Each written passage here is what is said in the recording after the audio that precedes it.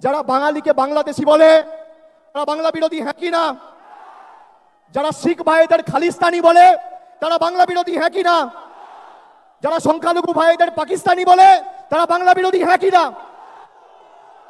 Vote ED CBI দেবে না, vote দেবে মানুষ। চলবে না অন্যায়, টিকবে না ফন্দি। বিজেপির বাবুরা জেনে রাখো, আগামী দিন মানুষের আদালতে হতে হবে বন্দী। মানুষ কড়ায় গন্ডায় জবাব দেবে। আর বাংলার যত বিরোধিতা বিজেপি নেতারা করেছে তাদেরকে তার থেকেও বড় বড় পুরস্কার দেওয়া হয়েছে। এমনকি বাংলাকে গালি দেওয়ায় কাউকে বিরোধী দল নেতা বানানো হয়েছে, কাউকে এমএলএ থেকে সংসদে নমিনেট করা হয়েছে। বাংলার মহিলাদের প্রতি কুরুচিকর মন্তব্য করে একজন অভিনেতা বিভিন্নভাবে কুরুচিকর মন্তব্য তার কাজের মধ্যে তুলে ধরেছিল, তাকে আসানসোলের প্রার্থী করেছে বিজেপি। পরবর্তীকালে বাংলার মানুষের কাছে মাথা নত করে সে প্রার্থী নিজেই বলেছে যে আমি প্রার্থী হব না। এটা বাংলার ক্ষমতা, এটা বাংলার শক্তি। জনগণের গর্জন, বাংলা বিরোধীদের বিসর্জন। আর বাংলার গর্জন কি?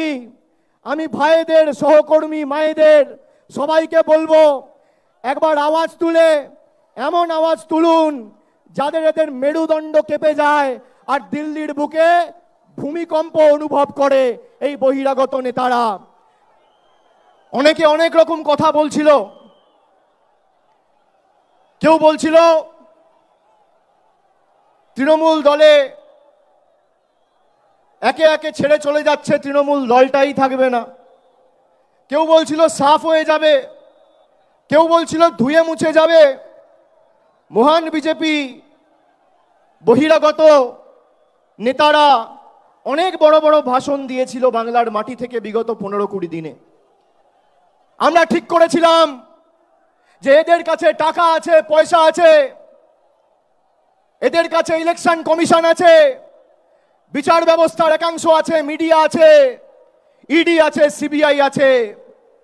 আর তৃণমূল কংগ্রেসের কাছে মানুষ আছে। একটা প্রতিযোগিতা হোক, মানুষ বনাম এই রাষ্ট্রশক্তির, কে জেতে কে হারে, দুধ কা দুধ পানি কা পানি। আজকে যারা ব্রিগেডে এসেছেন তারা কার্যত সুনিশ্চিত করে দিয়েছেন যে আগামীর রায় বাংলা বিরোধীরা বিদায়, আগামীর রায় স্বৈরাচারীরা বিদায়, আগামীর রায় শোষণকারীরা বিদায়, আগামীর রায় অত্যাচারীরা বিদায়, আগামীর রায় লাঞ্ছনকারীরা বিদায়, আগামীর রায় বহিরাগতরা বিদায়। কৃষকের ব্রিগেড, শ্রমিকের ব্রিগেড, তপশিলি জাতি উপজাতির ব্রিগেড, ওবিসির ব্রিগেড, ছাত্রর ব্রিগেড, যুবর ব্রিগেড, মামাটি মানুষের ব্রিগেড, বিজেপিকে বিসর্জন দেওয়ার ব্রিগেড। আজকের ব্রিগেড আগামীর বিজেপির বিদায়ের সূচনা করে চলেছে। এবং আমি আপনাদের অনুরোধ করব যে আপনারা তৃণমূল কংগ্রেসের সাথে যেভাবে ছিলেন একইভাবে তৃণমূল কংগ্রেসের সাথে থাকবেন। আমরা কথা দিয়ে কথা রেখেছি। আমরা বলেছিলাম পঞ্চায়েত নির্বাচনে নবজোয়ারের সময় যে আপনি আপনার অধিকারকে সামনে রেখে ভোট দিন। মানুষকে বলেছিলাম আপনার 100 দিনের টাকা বন্ধ, আপনি এই 100 দিনের টাকাকে সামনে রেখে ভোট দিন, আপনার টাকা আপনারা পাবেন। মানুষ ভোট দিয়েছে। তারপরে 6 মাসের মধ্যে 100 দিনের টাকার ব্যবস্থা আমরা বলেছিলাম করব, আমরা করে দেখিয়েছি।